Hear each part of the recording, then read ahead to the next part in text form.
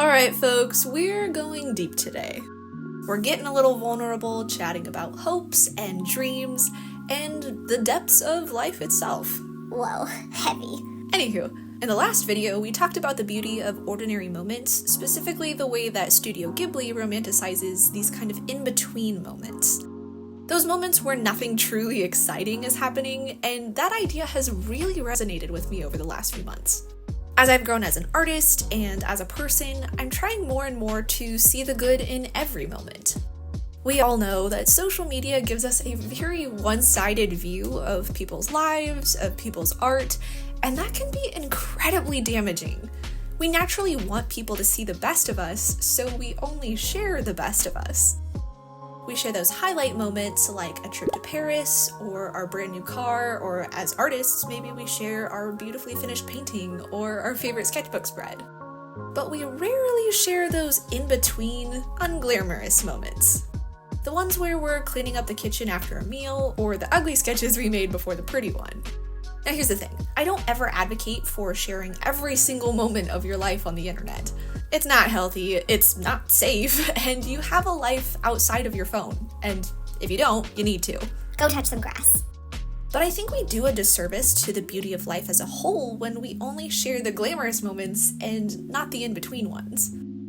When I came up on the home theme for my 20 illustrations challenge last year, I was kinda stuck. I really had to think about the idea of what home actually means to me. Probably the immediate thing that comes to mind for most of us is that home is comfortable and cozy. It's our private sanctuary where we can run around in our PJs and simply be ourselves. But the more I thought about it, I realized that home is hard. It's a lot of hard work. It's an endless taking care of the things that are yours. I was very blessed to grow up in a home that was very nurturing and very safe, very comfortable. From a very young age, I was taught that you take care of your home. Every member of the family has a responsibility to serve and to nurture that home. And if you want to have those quote-unquote prettier moments of curling up on the couch in your pajamas to read a good book, then you have to put in the work in those not-so-pretty moments beforehand. The ones where you're mopping the floor and doing the laundry and washing the dishes. As I look back on this illustration a couple months after the fact, I think the goal for it was sort of twofold. I wanted to see the good in a mundane moment, but I also wanted to see the good in the people who live them. I come from a pretty traditional family. Mom, dad, couple kids. We did a lot of things homemade. My grandparents are very homesteady, so it kind of runs in the family, I guess. But we live in a world that glamorizes the hustle, that climb to the top. The abundance of luxuries and seven-figure salaries, and that kind of more is more mindset.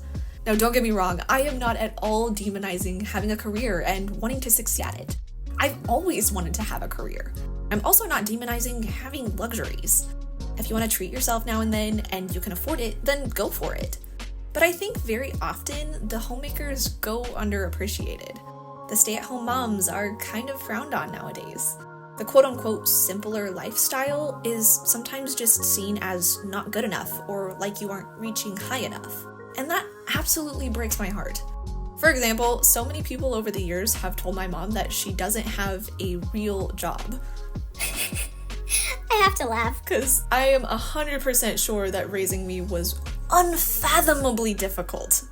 But I look at her and I see one of the hardest working people I've ever had the pleasure of knowing doing one of the hardest jobs.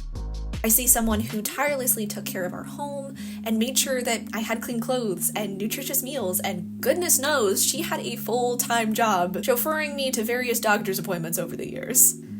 And my dad, he carefully tends a beautiful garden every year. He's taught me so much about growing plants, and he's been renovating our house for years and fixing it up.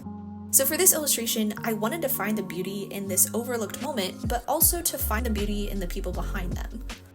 I think caring for your home is one of the most beautiful, yet most underappreciated things a person can do. So often lately, my art practice is kind of what helps me to see the good in life and to be grateful for the things that I wouldn't normally think very much about.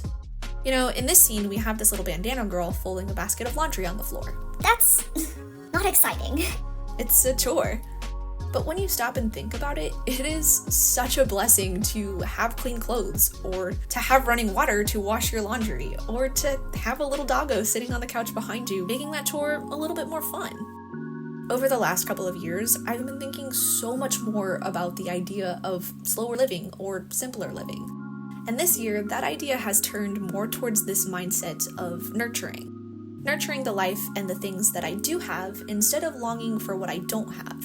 Obviously, I think it's great to have dreams and to have goals, but I think too often we're so caught up in reaching those goals that we don't really appreciate the moments it takes to get there. And that's a very half-lived life in my opinion. The uncomfy parts of life are just as much a part of life as the big, exciting ones. So one of my dreams is to get an apartment with my best friend. Now, at the moment, on the income that I'm currently making as a full-time artist, that's not really an option. Don't get me wrong, my income streams have definitely grown exponentially over the last year or so, but I don't currently make a livable salary. We're working on it. We're getting there. But it'd be very easy for me to get so caught up in that dream of sharing an apartment and painting with my best friend And living that independent artist lifestyle. that I don't appreciate where God's placed me right now. And I'm not gonna lie, sometimes I do get caught up in that longing. It's frustrating to be in the beginning stages of a business. It's frustrating to be in my 20s and not be able to move out. But I think pieces like this one teach me how to take a step back and look at the bigger picture. Because sometimes it's easier to see the blessings when your nose isn't pressed up to the painting, if that makes sense. So here's a few things that this painting taught me to be grateful for. Number one, I have absolutely incredible parents who are so encouraging and so supportive of my art career and have generously provided me a home to live in till I'm more financially stable. Not only that, but They're pretty cool. I genuinely enjoy spending time with them and I consider them my friends.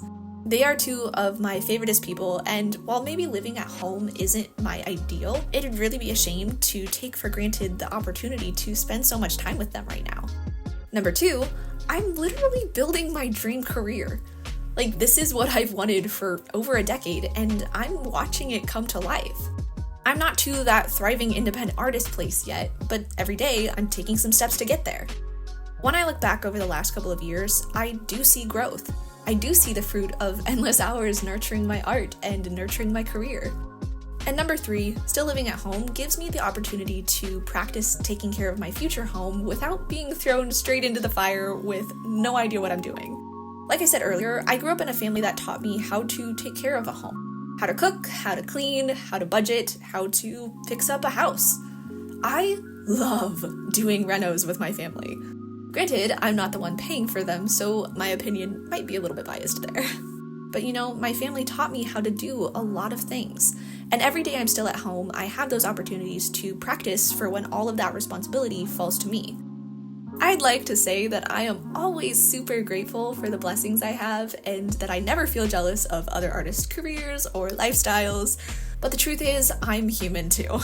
Wow, what a shock. I know. And sometimes I'm an ungrateful little turd, But I want the things I want, and I want them now. But I am trying to practice gratefulness more lately, and one of the ways I can do that is through illustrations like this one. They help me find the beauty in those harder or unglamorous moments. They're helping me to sort of picture the mindset I want to have and the life I want to live and nurture that. And speaking of nurture, I talked a little bit in a previous video about one of the projects I'm working on this year, but I want to dive a little bit deeper. I'm really, really excited about it. I had been trying not to spoil it, but whatever, I'm going to share it with you guys. So one of my big goals this year is to create a workbook.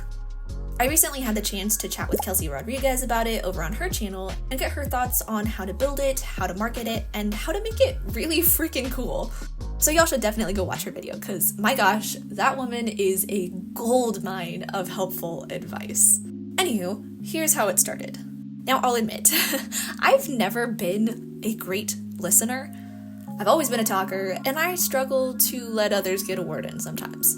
But as my various platforms grew last year, y'all began to share your own stories with me. Stories of how you struggle with your art, how you're so crippled by fear that you can't start a new piece, how you're so burnt out and feel like you've fallen out of love with your art or with creativity in general, how you can never seem to put on paper the beautiful things that you see in your mind. And I get it. I currently have or have previously experienced all of these things. So as you guys started sharing with me, I finally began to listen. Funny how when you give others a chance to speak, you get to see things from a different perspective and realize, Oh, other people are also going through the same thing I am.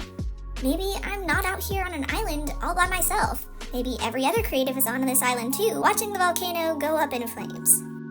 So in December of 2023, I decided to start a new project. One that would help artists of any kind to nurture their creative practice. Hey, there's that word again. Nurture is definitely a theme this year. I wanted to build a workbook that would, first of all, help you identify the problem you're facing in your practice. Number 2, help you to use the resources already available to you to nurture your practice. 3, to help you to set a good intention to nurture your practice. And number 4, help you do the work. That is the tricky part, and I am first in line to run away from the hard stuff, let me tell you. The truth is, selfishly, I kind of wrote this workbook as much for me as I did for all of you.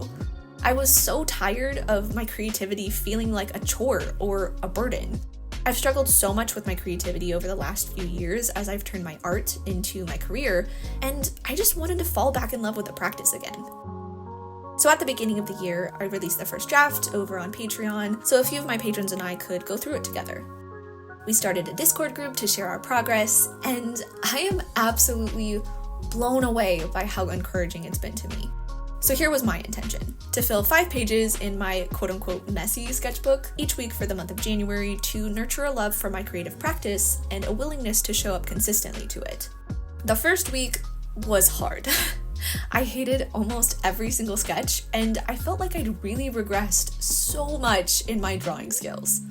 Ideas were few and far between, and every sketch was stiff and lifeless. But day by day, it got easier to get in my sketchbook again. My hand finally started to loosen up, and so did my artwork. Ideas started to build on one another, and I found myself being really excited to show up to my sketchbook again. Did I love every sketch? Absolutely not. But I started to really love the simple act of being creative again. Nurturing your creative practice takes time. It takes effort. It's uncomfortable. But y'all, it is so worth it. Honestly, I think I'm the happiest I've been in a very long time. So I'm currently working on the second draft of the workbook, fixing my typos and tweaking things around a little bit, but my goal is to be able to release the finished workbook within the next few months. And y'all, I am so excited to share it with you guys. It's what I needed to start falling in love with my creative practice again, and to remember that just like the rest of life, there's uncomfy moments. There's unglamorous moments. Those in-between moments where you don't really feel like you're progressing, and it's really freaking difficult to see the good in the process. But one of the journaling sections of the workbook really helped me dive deeper into my mindset and learn to appreciate even the sketches that sucked. The days where nothing went right in my sketchbook. I'm learning to see the good in those days too, and remember that it's all part of the creative practice. So let's chat a bit about the process for this piece before we say our adieus. I think this one was one of the most challenging illustrations for the series last year, at least lighting-wise. I knew I wanted to do this kind of warm, cozy lamp and candlelight. Like it's a regular Tuesday evening and she's sitting down to fold some laundry before she drinks her tea. But hi, it's me, Allie. And I love making things way more difficult than they need to be. So I decided a cooler light coming from this off-screen TV would be a really fun juxtaposition to the lighting scheme I already had planned. I'll admit, the idea was really fun in the digital color key. But the thing about working digitally versus traditionally is that you can add and delete overlay layers digitally to your heart's content. But adding a blue light source looks a lot different with gouache. I had some serious color mixing issues. It was a deal. Looking back on it, it's not bad. I mean, it could be better, obviously, but I'm not unhappy with it, so, I'll take the win. I also struggled quite a bit with the dog, because, like we talked about in the last video, I understand next to nothing about dog anatomy. Also the eyes. Did you notice the eyes? They turned out kind of creepy with the blue highlights. The fur was also unnecessarily highlighted too. I don't know. I went a little overboard. But enough about the things I don't like. Let's try to see the good. See what I did there? Rounding out the video the same way we started? Anyways, First of all, I really loved the paintings on the wall. I absolutely loved painting the frames and exploring these different shapes and styles with them. This is what my studio looks like, just art everywhere. Seriously, everywhere. Should we do a wall art tour? We should do a wall art tour. We can fangirl over some amazing artists. Anyways, that's a future video. I also really loved the steam swirl from the teacup. I love exaggerating those swirls, and I really loved the way it caught the lamplight and the candlelight. Also, the dotty spotty bits. I couldn't help myself. Overall, I really like this one. I had a lot of fun playing around with the wrinkle shapes in the girl's sweater, and it was really fun to kind of explore this dual lighting scheme, even if it didn't turn out exactly how I'd envisioned it. And of course, we have a fun little ode to Annie Jane, the resident sock thief. Anywho, thank y'all so much for watching. I really hope you enjoyed watching me paint this illustration for the home theme. And thanks for chatting with me about life and seeing the good in it. If you have a moment and you're willing to share, I'd love to hear something that you're grateful for today down in the comments. Huge thank you to my patrons over on Patreon. We just reached 50 members of the Cozy Club, which is absolutely incredible. Y'all are so amazing, and it makes my heart so happy for you to be a part of my art journey. Thanks again for watching, and I'll see you soon. Bye guys!